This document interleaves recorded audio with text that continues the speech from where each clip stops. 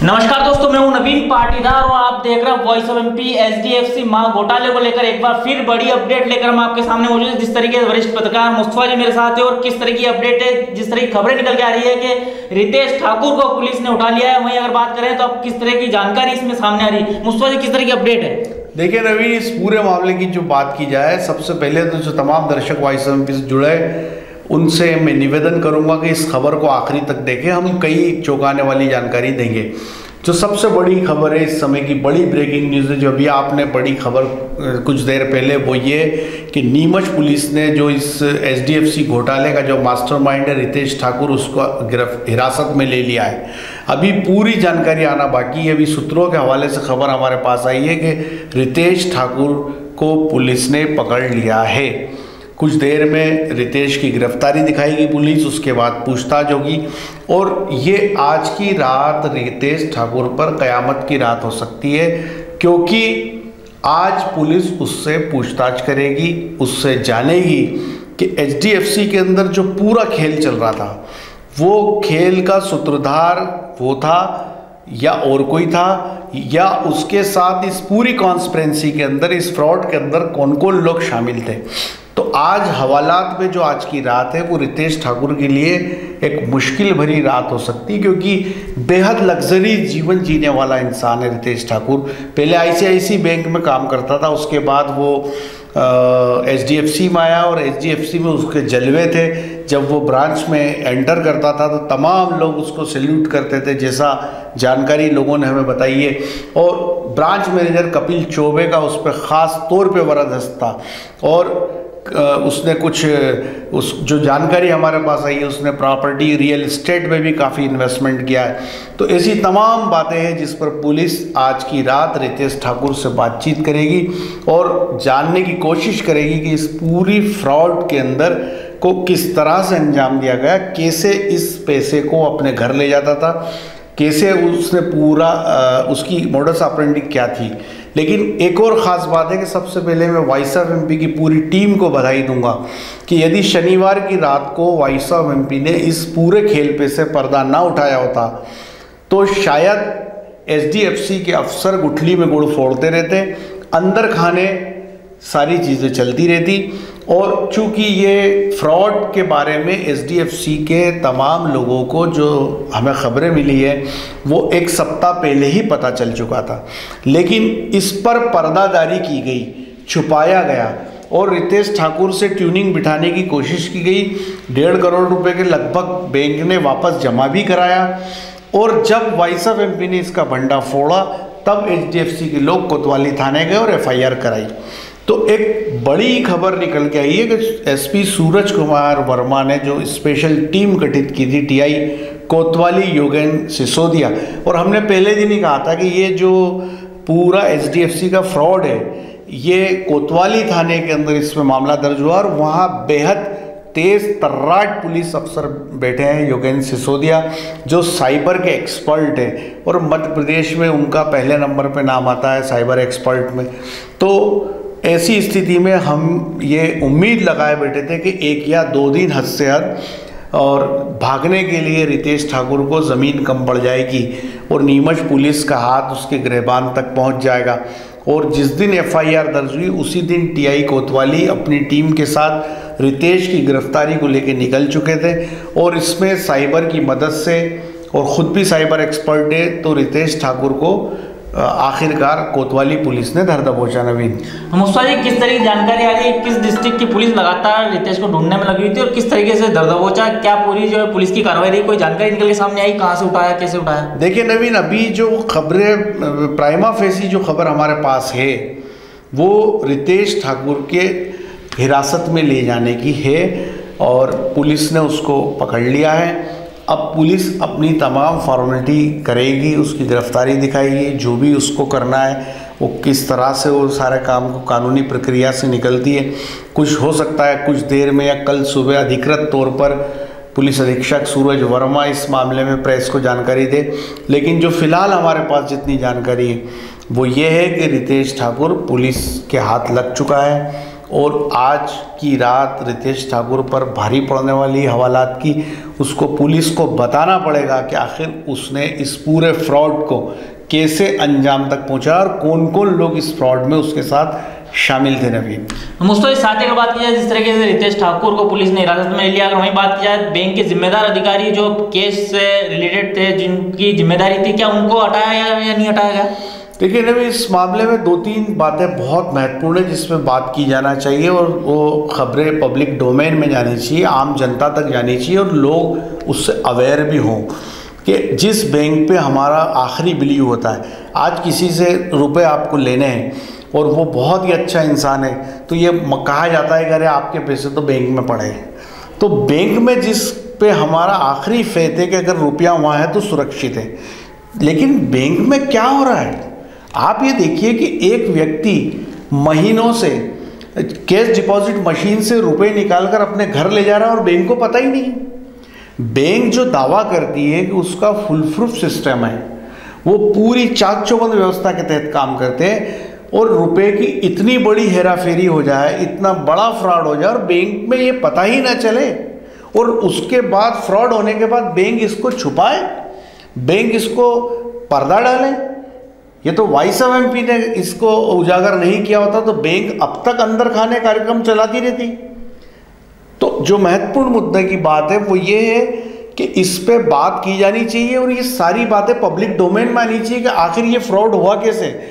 जैसे voice of MP ने जब इसको उजागर किया उसके बाद जो तमाम बैंकिंग ऑर्गेनाइजेशन है जो हमारे पास खबरें आई, चाहे वो आईसीआईसी हो, एक्सिस हो, एसबीआई हो, यस बैंक हो, केनरा बैंक हो, दूसरे बैंक जहाँ पे भी सीडीएम लगी हुई है, उन तमाम बैंकों ने हमारी खबर के बाद अपने पूरे सिस्टम को अलर्ट जारी किया और ये बताया कि आप अपने यहाँ चेक कीजिए कि हमारे यहाँ कोई इस तरह की इरेगुलरिटीज़ तो नहीं है।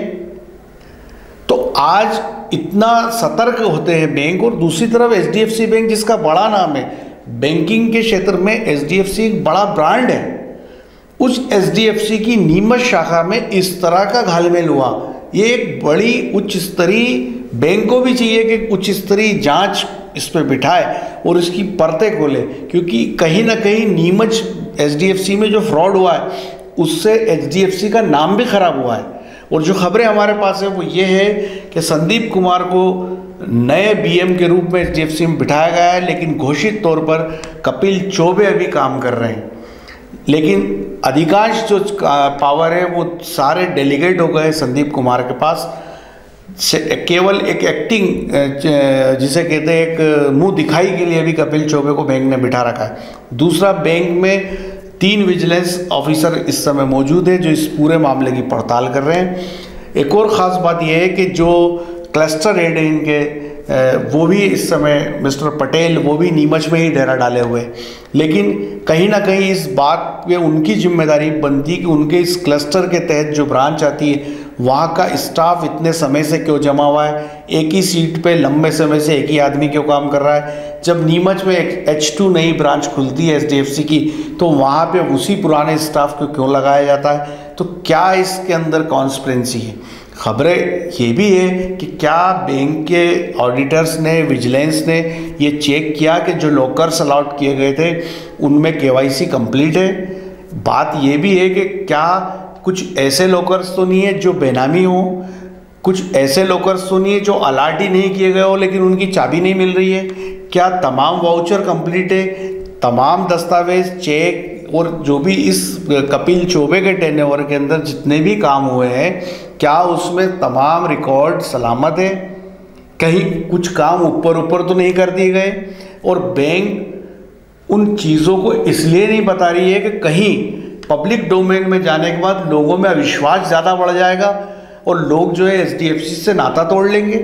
वैसे खबरें हमारे पास ये आ रही है कि जो अकाउंट होल्डर है चूँकि जब हमने सैटरडे को इस पूरे मामले से पर्दा उठाया उसके बाद टिल आज तक थर्सडे है, बैंक ने कोई अधिकृत बयान जारी नहीं किया। बैंक ने कोई ज़रूरत नहीं समझी कि वो मीडिया से बात करे।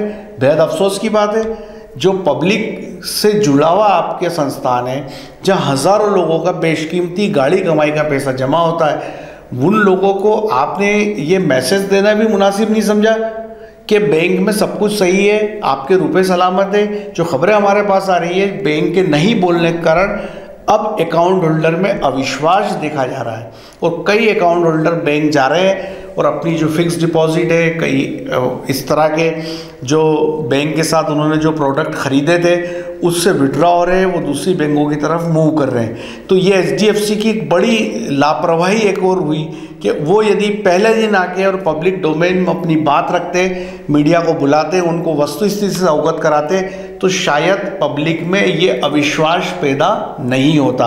और अब चूंकि ये मामला पुलिस के हाथ में है तो जाहिर सी बात है कि कुछ बात नहीं छुपेगी। और यदि रितेश ठाकुर जो भी राज खोलेगा, रितेश ठाकुर जो भी कहानियां बताएगा, वो पब्लिक में आएगी। जितना छुपाना था एचडीएफसी के लोगों ने छुपाने की कोशिश की, लेकिन अब पुलिस तो एक एक चीज़ प्याज के छिलके उतार देगी कि आखिर इतना बड़ा फ्रॉड अंजाम तक कैसे पहुंचाया गया। मुझे तो आज एक किसी बैंक ऑफिशियल ने मुझे ये कहा कि जो 1.5 करोड़ जमा दिखाए गए और 4.5 करोड़ बाकी दिखाए गए, वो पूरी टैक्टिस इसलिए की गई कि यदि फ्रॉड 5 करोड़ के ऊपर का बता दिया जाएगा तो वो सीबीआई के एंडोर होगा, इसलिए उसको 4.5 करोड़ का किया गया कि ये पूरी ट्रायल पुलिस के पाले में ही चले। लेकिन जो इस समय पुलिस बैठी, चाहे एसपी सूरज कुमार वर्मा हो या टीआई योगेंद्र सिंह सिसोदिया, ये किसी सीबीआई से कम नहीं है। ये भी सारी परतें इसी तरह निकालेंगे जैसी सीबीआई निकालती। तो कुल मिला के ये जो महत्वपूर्ण बात है, जो 2-3 मैंने आपको बताई। एक और ख़ास बात है कि जो तमाम लोग हमारी खबर से जुड़े उनसे रिक्वेस्ट है कि यदि आपको लगता है कि हम जन सरोकार की बात करते हैं, जनता के मुद्दे उठाते हैं, सच्ची और अच्छी खबर देते हैं, तो प्लीज़ आप हमारे YouTube channel voice of MP को ज़रूर सब्सक्राइब करें और गूगल प्ले स्टोर से हमारे news app voice of MP को ज़रूर डाउनलोड करें। साथ ही तमाम खबरों को हमारे 24 घंटे के चैनल KTV पर 127 नंबर चैनल पे भी आप देख सकते हैं। जी नवीन, तो देखा आपने किस तरीके से बड़ा अपडेट वरिष्ठ पत्रकार मुस्तफा जी ने बताया, किस तरीके से रितेश ठाकुर को पुलिस ने हिरासत में लिया, साथ ही किस तरीके से इस सिंडिकेट को चलाया जा रहा है और क्या बड़े सवाल खड़े होते हैं। मुस्तफा जी, क्या माना जाए कि अगर पुलिस पूछताछ करती तो क्या ये जो घोटाला है और घपला है उसका आंकड़ा बढ़ सकता है? देखिए नवीन, जो जानकार लोग हैं, जो बैंकिंग के दिग्गज है, जो बैंकों में इस समय अपना 20 साल 25 साल जिनके हो गए, जिनसे हमारी रेगुलर बात हो रही, आज कम से कम 1 दर्जन ऐसे बैंक अधिकारियों से हमारी बात हुई होगी, उन तमाम लोगों का जो अंदेशा है वो तो यही कहता है कि फ्रॉड केवल CDM तक ही सीमित नहीं है, कई तरह की और इरेगुलरिटीज़ पे वो लोग बोल रहे हैं, जो मैंने अभी कुछ देर पहले भी अपनी खबर में बोला है। तो अब ये एचडीएफसी का इंटरनल जो विजिलेंस का सिस्टम है वो उन चीज़ों को कितना उजागर करता है, वो तमाम बातें पब्लिक डोमेन में आती है कि नहीं आती, ये भी महत्वपूर्ण बात है। वैसे एचडीएफसी के जो हायर अथॉरिटीज़ है उन्होंने ये भी तय है कि यहाँ पे जो लोग लोकलाइज है, जो लंबे समय से जमे, अब ये चंद दिनों के मेहमान हैं, ये तमाम लोग हटा दिए जाएंगे, बदल दिए जाएंगे, दूसरे लोगों को यहाँ पे पोस्टिंग दी जाएगी, क्योंकि इतने बड़े ब्रांड के साथ जो इन लोगों ने जो यहाँ पे स्टाफ पोस्टेड था, उन्होंने जो कुछ किया उससे एचडीएफसी का जो ऊपर के जो लोग हैं, ऊपर के जो अधिकारी, वो बेहद नाखुश है। और एचडीएफसी जैसे ब्रांड पे जो आँच आई और जो बदनामी एचडीएफसी की हुई, उससे वो तमाम लोग नाखुश हैं। और जाहिर सी बात है कि ये जो कपिल जोबे सरीके जो तमाम लोग हैं, उन लोगों को के खिलाफ बैंक का एक्शन होना तय है। और रितेश ठाकुर जब आज पुलिस के हत्थे चढ़ गया है तो आप ये मान के चलिए कि वो भी कई चौंकाने वाले राज खोलेगा, कई बातें जो है उजागर होगी। और ख़बरें तो हमारे पास यहाँ तक आ रही है कि एचडीएफसी बैंक नीमच में ब्रांच मैनेजर के लिए कोई स्थानीय व्यक्ति ढूंढ रहा है, और ये तक कहा गया है कि आपको मुंह मांगी सैलरी देंगे, कोई लोकल आदमी इस ब्रांच को टेक ओवर कर लें। उसका कारण है कि जिस तरह से जो खबरें मीडिया में आ रही, लगातार जो स्टेट मीडिया हो, नेशनल मीडिया हो, तमाम अखबारों ने इस खबर को बहुत प्रमुखता से छापा है। और चूँकि छापना भी ज़रूरी है, क्योंकि बैंक जैसी संवेदनशील संस्थान में इतना बड़ा अगर कोई फ्रॉड होता है तो उस पर मीडिया बात करेगा। ये अलग बात है कि एचडीएफसी ने इस लायक नहीं माना कि वो प्रजातंत्र के चौथे खंभे को इसकी जानकारी दे। जबकि वो तो पूरा बैंकिंग सिस्टम ही पब्लिक के उस पर डिपेंड है। और शायद इस जो HDFC ने लापरवाही की, इसको लेके जो अकाउंट होल्डर है उनमें नाराज़गी है, और अकाउंट होल्डर धीरे धीरे, जो खबरें हमारे पास आ रही है, वो HDFC से मुंह मोड़ रहे हैं। पर इसमें पूरी पारदर्शी जांच की ज़रूरत है, ट्रांसपेरेंट जांच की ज़रूरत है, और उसको पब्लिक डोमेन में बताने की भी आवश्यकता है कि क्या क्या इरेगुलरिटीज़ विजिलेंस ने पाई। और रही पुलिस की बात, तो रितेश ठाकुर जब आ ही गया है तो वो राज उगलेगा, वो बताएगा। तो एक जो खबर YSMP लेके चला था, और जो सबसे पहले YSMP ने जिसको उजागर किया, और आखिर उसमें एक स्टेप हो गया कि आज रितेश ठाकुर पुलिस के हत्थे चढ़ गया। तो निश्चित ही नीमच की पुलिस, MP पुलिस की एक बड़ी उपलब्धि कहेंगे हम कि इतनी जल्दी, जो कि खबरें हमारे पास ये थी कि रितेश ठाकुर जो है वो नेपाल भाग सकता है। जो खबरें हमारे पास आ रही थी वो ये आ रही थी कि वो किसी भी क्षण भारत छोड़ सकता है, क्योंकि उसके पास उसका अपना पासपोर्ट होगा।